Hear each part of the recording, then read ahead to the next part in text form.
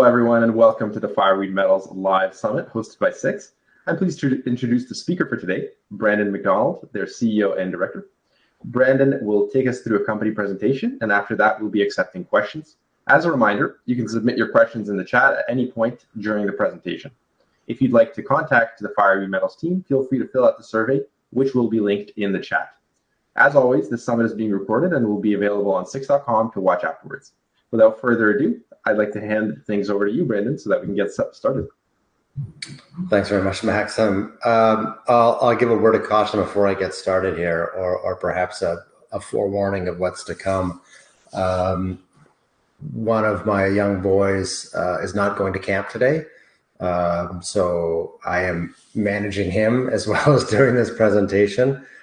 Like all bad parents in the digital era, I've sat him down with an iPad, and I'm hoping that that holds him through the next little bit while I present this. If it doesn't, do not be shocked or surprised to see a little boy run into the room here. But let's get into Fireweed Metals, why we're here. I just kind of want to start just jumping right into something that's pretty specific, the capital structure, because I think there's some, not the capital structure specifically, in terms of share count, et cetera, but I want to highlight the share registry here. No individual or group or fund or family has a perfect track record in this industry. Nobody bats 1,000. But recent investments from the Lundin family, pretty strong endorsement. That Teck, the world's third largest zinc miner, has repeatedly invested in us in our, on the back of our flagship zinc project. That Iberic Capital, sophisticated Australian PE fund with principals from ex-Fortescue, BHP, saw the potential here. That Larry Childress, through his family trust, has taken a large position in us. A long-time large investor in the mining space, with a huge amount of success. This all adds up to a collectively massive endorsement of what we're trying to do. And then that culminated last year in a $35 million financing that we're, currently have about 30 million cash on hand as we've got the summer program going. Means we got a lot going on, right? And I recognize that this is an extremely challenging market, and Fireweed feels extremely privileged to be, have a lot of cash and to have our biggest ever drill program this year, during a year that other people are struggling to keep the lights on. And really, what all of these groups saw was potential in our flagships. We have 3 projects, but I really want to highlight 2 today, McMillan Pass and MacTung. And these are right next to each other in Eastern Yukon Territory, Canada, right basically on the border with NWT. And in fact, the MacTung project crosses the border into the NWT, so it's got claims on both sides of the border. But the projects, do benefit. Mac Pass and MacTung benefit from road access, which is not common in Yukon. It's a big, vast, empty space. So to have a road to be able to bring in heavy equipment, to be able to bring in fuel through tankers, and for that road to, support eventual development of these projects is critical. And, whether you're producing a zinc or lead or tungsten concentrate at these projects, you've got that road to get out to either deep sea port in Skagway, Alaska, or to railhead in northern British Columbia. So, options for sure. And I want to start by talking about McMillan Pass or Mac Pass. That's the project that we launched the company around. And we bought the core of this, so you can see in the kind of lower right of this this claim map here, Tom and Jason. We bought those off Hud Bay in 2016 and went public in 2017. Did a bit of drilling, confirmation, and step out, and published a resource in 2018, which you can see there. And that resource was just on Tom and Jason because that's all we owned at the time.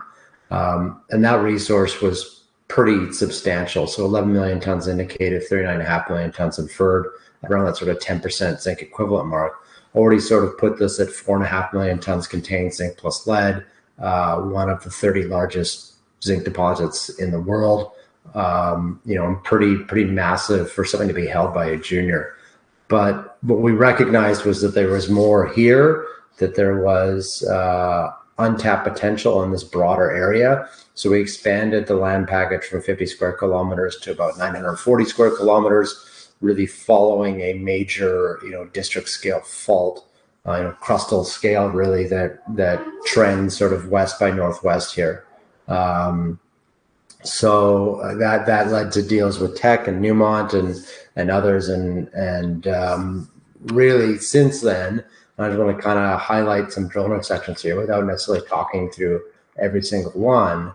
But these intersections at all these various zones here, most are recent, but all of them have one thing in common, which is they were not included in that 2018 resource. And to highlight in particular, the intersection at Boundary West there, 12.3% zinc, 1.3% lead, and just shy of 46 grams per ton silver over 124 meters, is not just the best intersection on the project, it's the best zinc intersection in terms of grade width on any greenfields project for at least 15 years.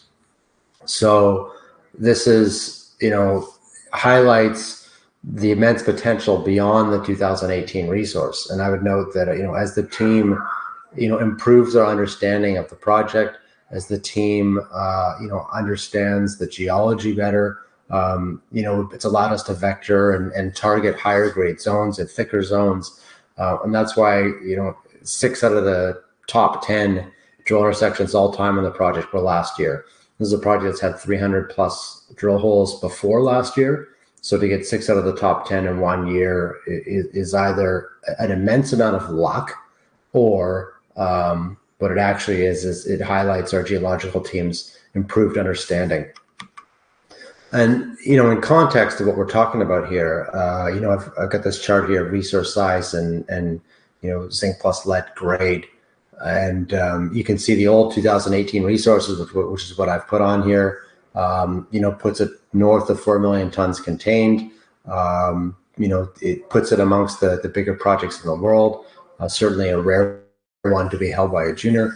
But we think, and with a very high degree of confidence, that the next resource update, which will be the first half of next year, is going to be a triple-digit percentage increase in that. And that sort of puts you amongst that group there. You can see in the middle the rewards of Ozanoya, Taylor, which are pretty unique deposits in their own right. And I've highlighted Taylor there because Taylor Hermosa is also known, which was owned by Arizona Mining, was bought by South 32 for all, cash in 2018, $2.1 billion. They had a wonderful run up there, a 30x in the last 2.5 years of that company's existence. But we think that, we think we can be very comparable size in our next resource update. I don't know if we'll quite reach the Taylor Hermosa size, but we'll be pretty close. And that puts you in pretty rare air, and that puts you, as your closest peer for precedent transactions being $2 billion. So at our current sort of $120 million EV, it helps you understand why the Lundin family, et cetera, all think that we have a huge amount of room to run here. And a lot of this because, really it was that, best ever drill intersection at Boundary, but so much more than just that one drill hole at Boundary West in Maine that we've been proving up. And we've kind of crudely sketched onto this map here, the Hess fault. That fault is the major crustal scale fault that I was talking about that sort of marks, this district. And we think that fault is originally a growth fault in this area, a basin bounding fault in the sort of Ordovician, Silurian, Devonian, 400 plus million years ago. And that the intersection of that fault and these second order faults, which we've sketched out in the dotted line there, seems to be, a locus for the fluid flow and the formation of these deposits. And when we bought this part of the project in particular, Boundary Main was known, but Kamenko back in the day, it had these sort of lower grade, very broad intersections, clear evidence that a zinc system existed, but not enough to really drive a huge amount of excitement. we changed the thinking a bit on it, and our first couple holes in 2019, 230 meters true width of 4.5% zinc, but critically the first 100 meters of that, almost 9% zinc from surface, right? So now you're starting to look at something that's 3 times the average open pit grade of zinc projects globally, and it's right from surface. And when you have those sort of scales of intersections, that sort of thickness, you prove up tonnage very, very, very quickly.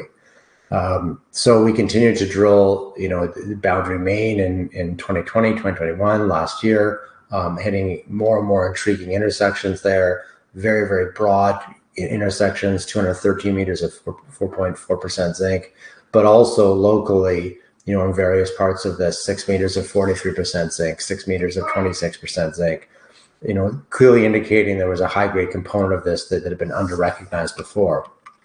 And what was most intriguing by this was that the mineralization style was quite a bit different than Tom and Jason. So Tom and Jason, the classic laminated, shale-hosted zinc-lead deposits, you can think Red Dog, Century, Mount Isa, Sullivan, etc. Boundary looked quite a bit different. So it was these veins, these breccias, these clast replacement, flooding, etc., volcanics, and even up to these big, thick, multi-meter veins. And in the various veins you have here, here and here, everything brown and beige and red is all sphalerite. So there's clearly a multi-phase system here with the color of the sphalerite changing throughout the different phases. So we were struggling to really understand initially, like, okay, so you've got these veins that cross the strata. It's not strata bound deposit like Tom and Jason. What's our genetic analog for this? What other deposit like this exists in the world that we can look at as a guide to help better understand and refine our exploration? And what we noted was that at Red Dog, as you can see on the right there, they have this vein ore. And the vein ore is actually what Red Dog initially was discovered as. That's what was an outcrop. But it's not the interesting part of Red Dog, so to speak. So although they do mine it and they do recover zinc and lead from it, and it can have quite good grades, the real prize at Red Dog is where you get these big, thick packages of barite, where these metal-rich fluids have chemically reacted with it to produce these massive sulfides. So the real guts of Red Dog, the most interesting part of Red Dog, is these massive sulfides that exist at the bottom of these barite packages.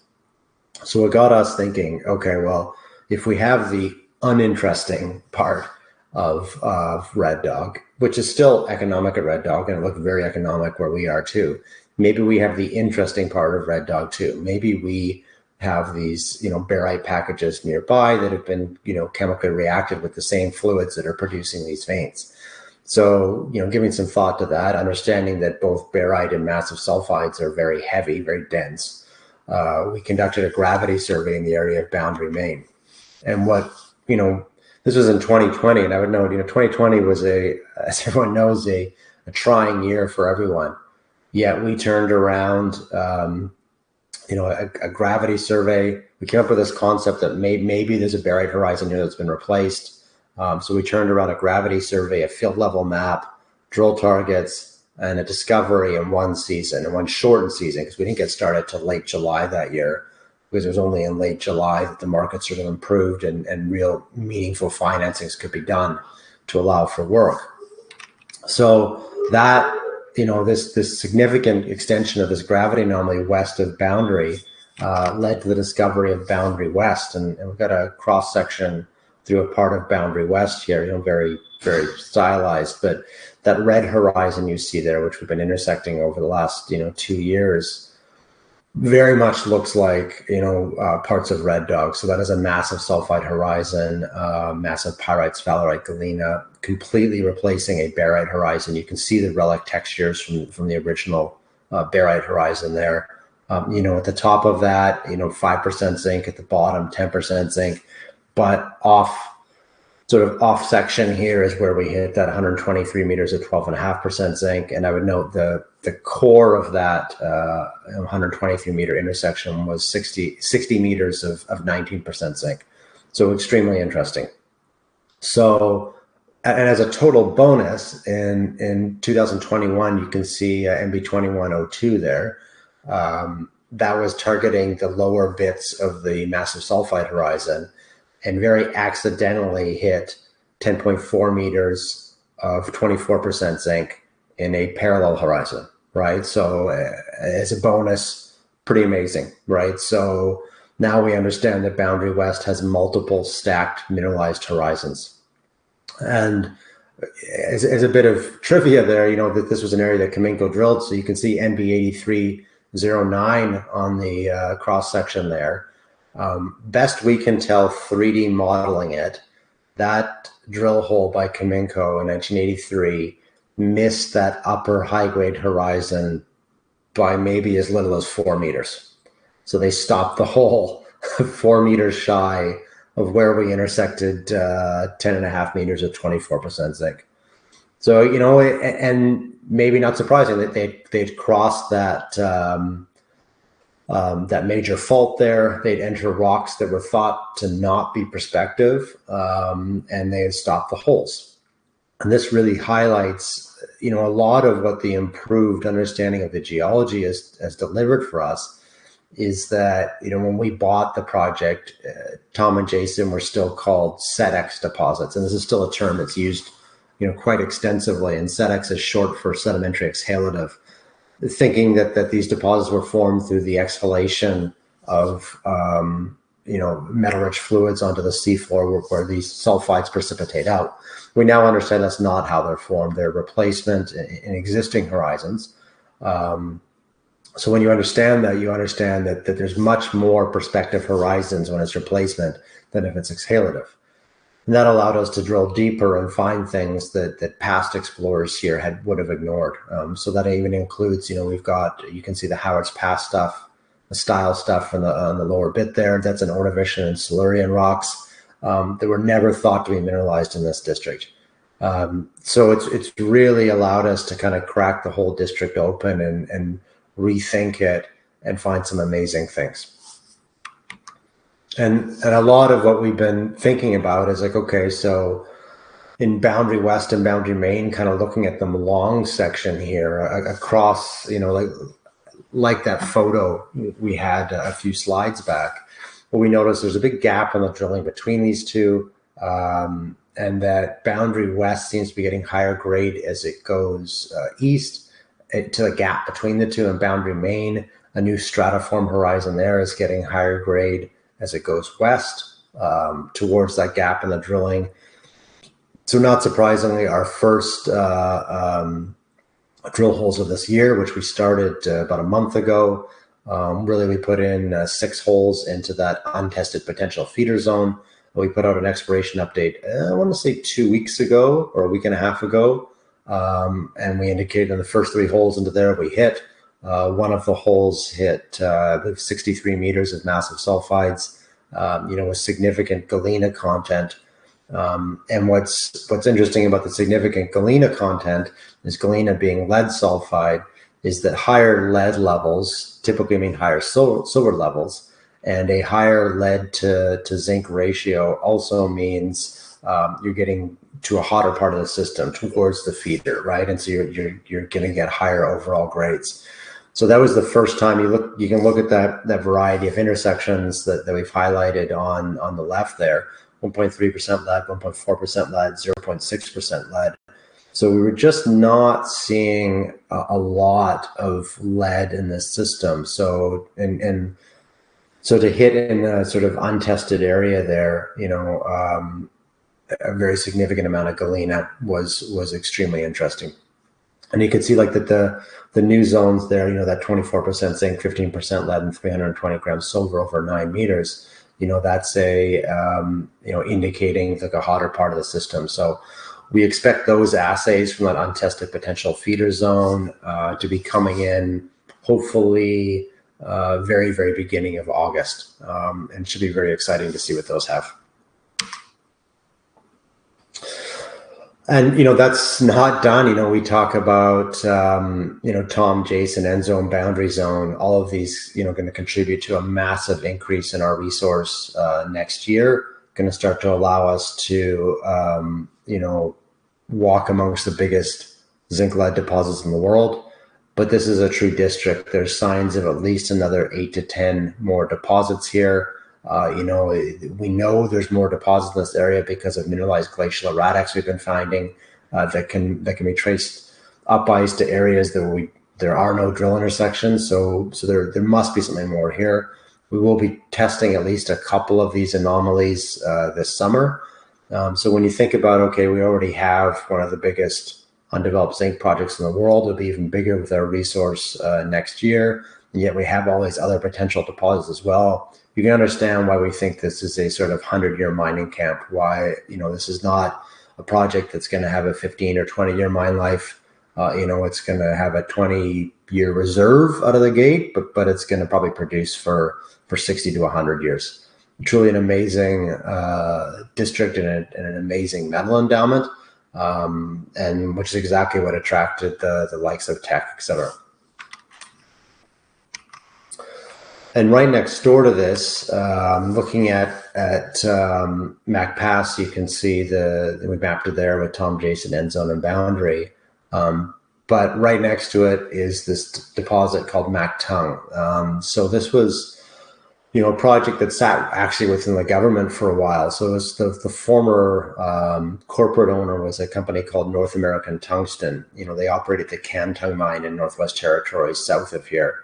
MacTung was their flagship. This was going to be the best, tungsten deposit in the world. It was going to be the crown jewel of the company. It was going to launch North American Tungsten into an upper, greater level. And unfortunately, they went bankrupt before they had a chance to get it built. So they had taken it to a feasibility study level. They had taken it all the way through the environmental assessment and had a positive recommendation on it. But they had not finished their final licensing and they had not started construction. So as a result of their bankruptcy, the government had control of all the assets due to the environmental liability at MacTung, which is southeast of here. After several years of trying and failing to sell MacTung and MacTung together, they eventually agreed to sell MacTung directly to us. So when we bought it, a historic resource, you can see they're pretty healthy, but it was about more than the resource. This is the tungsten market. If you don't know it, this is one that, a bit like rare earths, is absolutely dominated by China. So 85% of mine supply comes from China. Canada, Japan, US, EU all have tungsten on their critical metal list. The US Department of Defense just highlighted tungsten as one of their top 3 concerns in terms of defense supply chains. And they've actually mandated that defense contractors in the US cannot buy tungsten from China or Russia origin from 2026 onwards, which basically disqualifies 90% of the metal out there. So they're scrambling to find a replacement for that. And I think you would have seen 2 days ago, China announced they're not exporting germanium or gallium, an attempt, I think, is a retaliation against the US. I think you're going to start to see more of that happen with other metals as well, particularly these metals where they absolutely dominate global supply and where there is no substitute.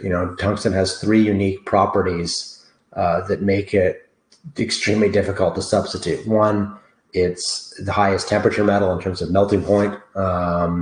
2, it is the hardest of all the metals. And 3, it's like the 3rd or 4th densest, actually being just slightly denser than gold. So these 3 traits in various combinations make it extremely unique and difficult to replace in manufacturing, in aerospace and defense, in integrated circuits and mining and stuff like that. So there's a huge need for Western tungsten supply. And when we look at the sort of global context of tungsten projects, this like the chart, very similar to the chart I was showing earlier for zinc, resource size on the bottom and average grade, on the vertical axis. And you can see generally as projects get larger, they get lower grade, and the high grade projects tend to be pretty small. But MacTung sits out all by itself. So a massive amount of contained metal, We described it as the largest high-grade tungsten deposit, which I think is pretty comfortable describing it as that. There's actually only a couple deposits anywhere globally that have the same amount of contained metal, and they're in Russia and China. So it is a unique potential solution to the West tungsten problems. It's big enough and robust enough that it could supply the majority of North American tungsten demand for 40 to 60 years. So we think we're in a pretty good position here with this new resource, which we just published about a month ago, reaffirming the historic resource and placing this, it's such a freakish outlier in the tungsten world.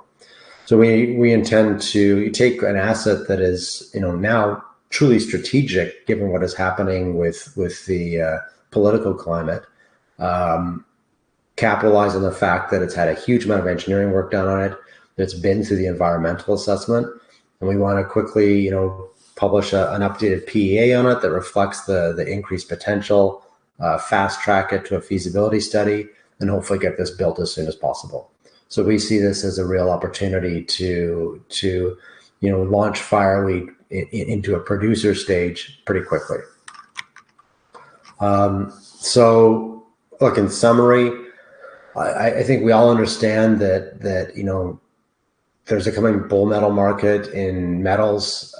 There's been a decade-long underinvestment. The recent crisis, certainly in zinc, has highlighted the fragility in the metals market, how tenuous the supply-demand balance is for so many metals.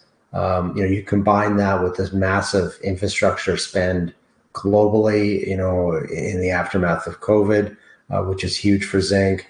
And you've got, a perfect storm for a bull market, and we strongly believe that when the rising tide comes, the best projects move first and move furthest. And our McMillan Pass project is the leading, emerging zinc district in the world. Will be one of the best zinc districts globally soon enough.